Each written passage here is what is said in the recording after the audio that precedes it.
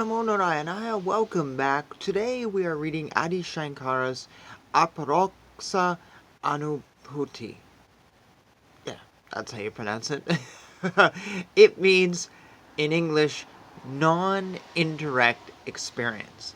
Now, there is another writing by him with this same name, so please be aware of that if you're looking for that particular version. I will not be reading that on this channel. This one is the lengthier of the two, I believe. Before I delve into this, it's a rainy day. You may have heard some sounds already. It's 9 o'clock in the morning. There's traffic. It's a Saturday morning. My window's open, and I was going to go out for a run here in the morning, but it's just like the weather's all blah, and I'm not one of those runners who's like a mailman going out, rain, snow, whatever. Yeah, I find excuses sometimes. Particularly since I was supposed to do like a 10-mile today, and yeah, it's not nice out at all. But if you hear noise outside, that's what it is. So here we go. Let's dive into now something else. Away from this world outside, away from anything else that we probably have in our regular world, and to take us away. And so here we go. The first part. The method of direct experience, which leads to salvation, is expounded here, so that the good people with little effort can meditate on this truth, which is taught here for all times. People practicing the prescribed dharma of their class can procreate through meditation that Lord Harry, and also attain their desired aim of reaching the four aspects of renunciation, wisdom, loss of desires, and salvation. Not having desire on things, from Brahma to immobile things, is renunciation, but indifference similar to that towards crochet to everything is rightly called the purest renunciation. Only nature of the soul is perennial. All others are impermanent. Arriving at such a conviction is truly the capacity for discrimination. Abandoning desires forever is called shama. Controlling external functions of all organs is indicated by the word dhamma. Turning away from sensual needs is called uparati. Endurance of all sorrow is called titiksha. Implicit faith in teachers and Vedas is shraddha.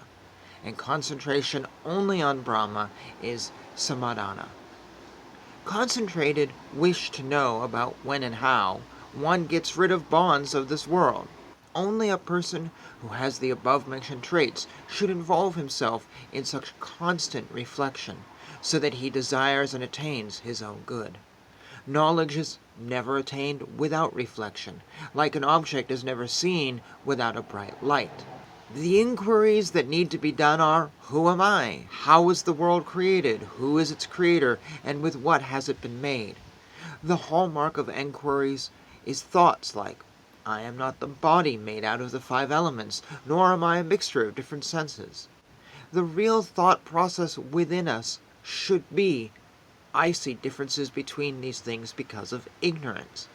All these differences would vanish when I get wisdom, and the various thoughts in me are the reason for what I see.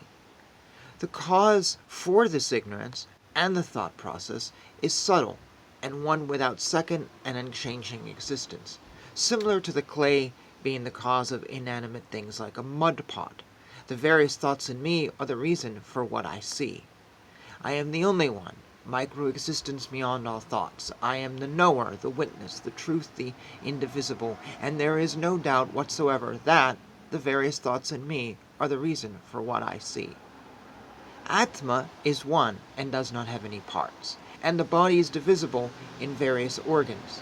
What can be the worst act of ignorance? That thinking that these two are one. Atma is the ruler and exists within. The body is the ruled and is outside. What can be the worst act of ignorance than thinking that these two are one? Atma is the holy consciousness, and the body is made of flesh and impure. What can be the worst act of ignorance than thinking that these two are one? Atma is pure and supreme, body is base and dark. What can be the worst act of ignorance? That thinking that these two are one. Atma is eternal and ever-existent. Body is transient and non-existent. What can be the worst act of ignorance? The thinking that these two are one. The light of Atma makes us see everything, but the light of Atma is not like that of fire, for without fire and darkness we cannot see. But Atma makes us see everything at all times. Like a pot, the body is transient. The foolish think that they are the body, though it is something belonging to them. This sort of illusion is like a man thinking that the pot always belongs to him. We're going to pause here. So Adi Shankara has opened up another great theological treatise. The beginning of this is just very straight to the point. This is the method of direct experience. It will lead to salvation. If you meditate on this truth, you got it. And you can find that truth through meditation and renunciation and wisdom and a loss of desires and salvation. I feel like this is very self-explanatory. I don't really need to add much more. Yeah, no, I just don't feel like I have anything to add here or comment upon, but of course you are welcome to do so. So, just want to make a little note, my camera is broken, so this wavy ghost thing versus this one, my apologies. I also have a lighting thing going on in my living room today I can't quite figure out, so sorry about that. Not great special effects, no ghostly apparition here, just a broken camera that I don't want to replace yet. Alright, with that I'm going to say thank you for watching, special effects and all. Hare Krishna, Krishna Krishna, Hare Hare, Hare Rama, Rama Rama, Hare Hare.